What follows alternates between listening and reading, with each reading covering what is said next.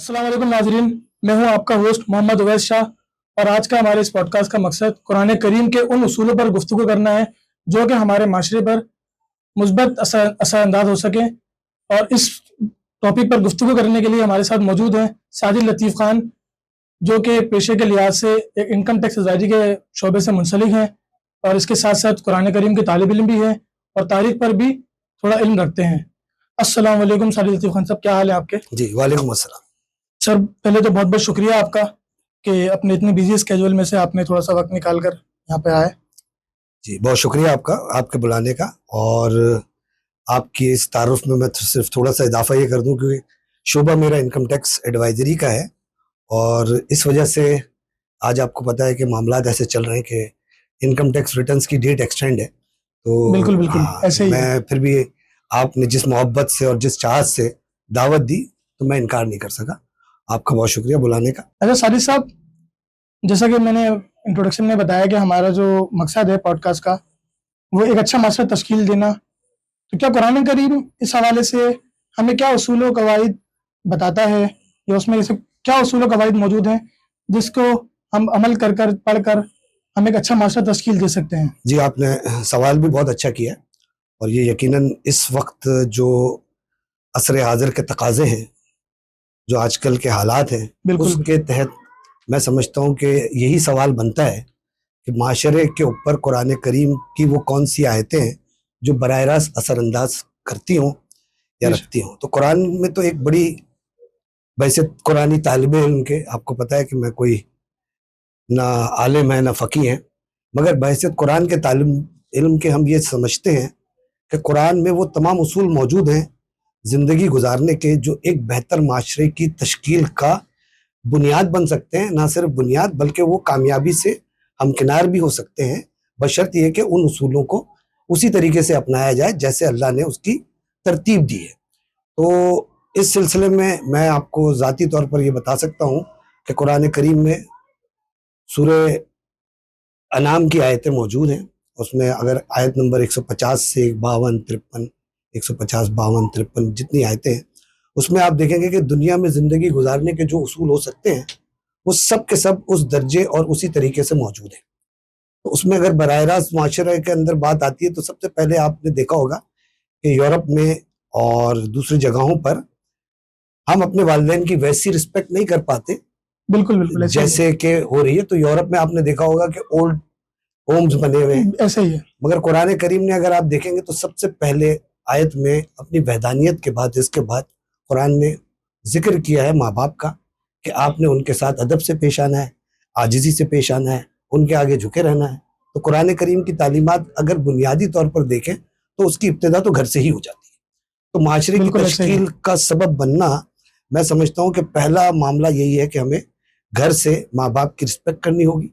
उसके बाद अगला जुमला जो कुरान करीम ने बोला है कि माशरे में आप आएंगे तो वो आप यकीनन आपकी भी शादी होगी, आपके भी बच्चे होंगे, तो आप अपने बच्चों को उसी तरतीब से तरबियत देंगे जैसे कि आपको तरबियत मिली। तो यकीनन माशरे का एक अच्छा फर्द घर के बाहर होगा।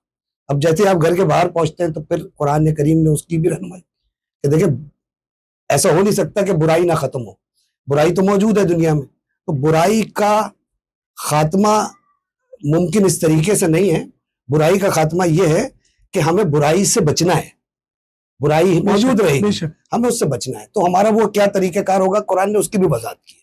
तो ये बराह रास्त फिलहाल तो ये दो बातें जिनको मैं समझता हूँ कि माशरे पे अगर इनको मुंतबिक किया जाए या इनकी अडॉप्शन की जाए बहैसियत घर के फर्द इन दो उसूलों की, तो मैं समझता हूँ इब्तिदा तो हो गई मुअज़्ज़ब माशरे की। बिल्कुल। अच्छा, दूसरा सवाल मेरा ये है कि कुरान करीम में तो ये उसूल मौजूद हैं, लेकिन क्या कुरान करीम बराह रास्त मेरे लिए या मुझे जैसे सादा से इंसान के लिए कि कुरान करीम समझ आने वाली किताब है? अच्छा देखिए, ये जो आपका सवाल है इस पे मुझे पस मंज़र में जाना पड़ेगा बहैसियत कुरान के तालिब इल्म के। यकीनन जिस तरह कराची के और नौजवान, ये मैं बात कर रहा हूँ गालिबन 1991-92 की बात कर रहा हूँ, 1991-92 की बात कर रहा हूँ, जब कराची के रहने वाले जानते हैं कराची में सियासी कुछ मामलात चल रहे थे, कराची शहर के हालात सियासी तौर पर वो नहीं थे। तो मैं अपनी ज़ाती बात यूँ बता रहा हूँ कि कुरान करीम ने मुझे अट्रैक्ट किया اور قرآن کریم اٹریکٹ کرنے جی کے بالکل لیے اس طرف میں آنے والا تھا. جی تو میں اس کا پس منظر یہی ہے اصل میں.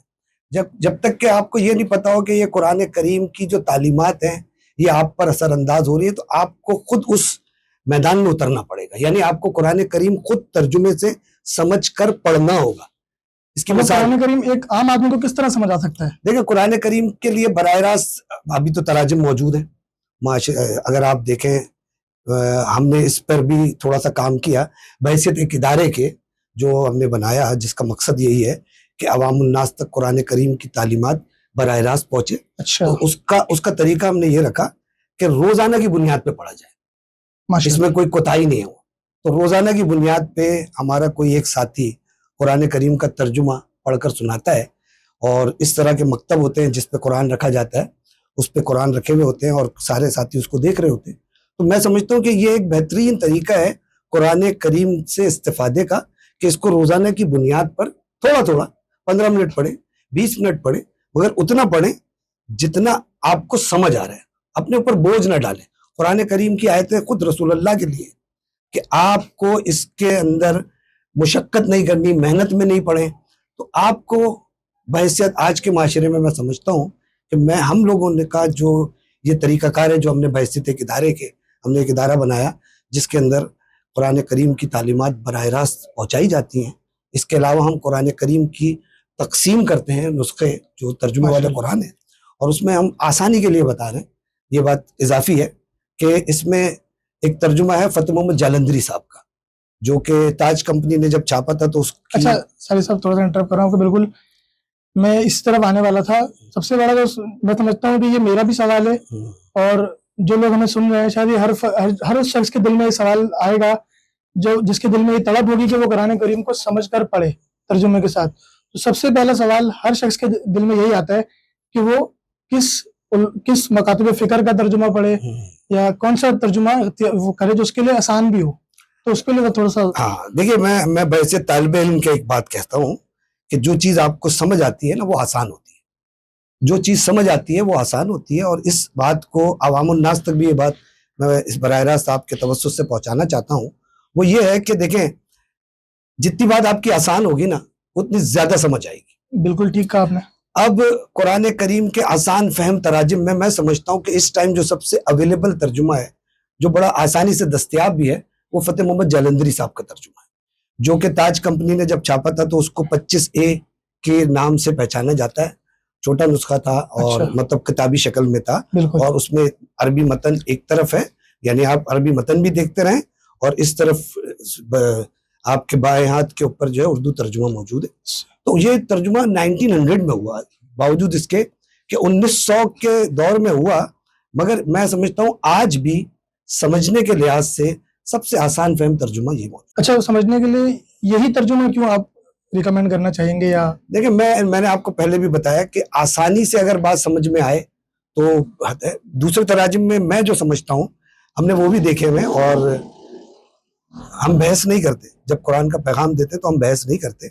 ہم یہ کہتے ہیں کہ آپ جس مکتب فکر کے ماننے والے ہیں وہ قرآن پڑھ لیجیے. ان اور عالموں کے ترجمے قرآن کریم کے مارکیٹ میں دستیاب ہیں. تو آپ قرآن سے محبت کا کوئی ایک ثبوت تو دیں کہ آپ کے پاس وہ ترجمہ ہونا چاہیے. اس کی مثال ہم دیتے ہیں لوگوں کو. جب ہمارے ساتھی بیانات کرتے ہیں یا پبلک میں جاتے ہیں تو ہم کہتے ہیں کہ دیکھیں، جس طریقے سے اللہ کے نبی رسول اللہ صلی اللہ علیہ وسلم نے قرآن کریم کی بات جب بھی کی تو یقیناً عربی زبان میں کی، تو احادیث نبی صلی اللہ علیہ وسلم آج بھی آپ اس کا پورا متن صحیح ستہ میں موجود ہے. بالکل اسی طریقے سے جیسے اس قرآن کا ترجمہ موجود ہے اور عربی زبان کا وہ متن بھی موجود ہے.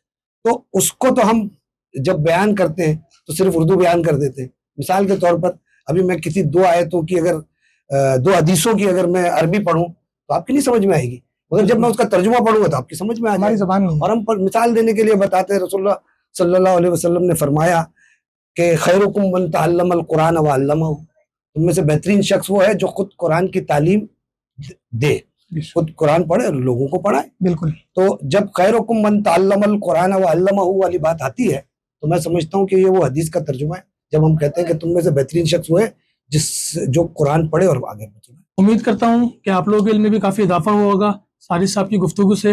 اور اگر آپ کے ذہن میں کسی بھی قسم کا کوئی بھی سوال ہو تو کمنٹ باکس میں ہمیں لازمی بتائیں. इंशाल्लाह जब तक के लिए दीजिए इजाज़त। आपका होस्ट, आपका मेज़बान मोहम्मद अवेज शाह। अल्लाह हाफिज़।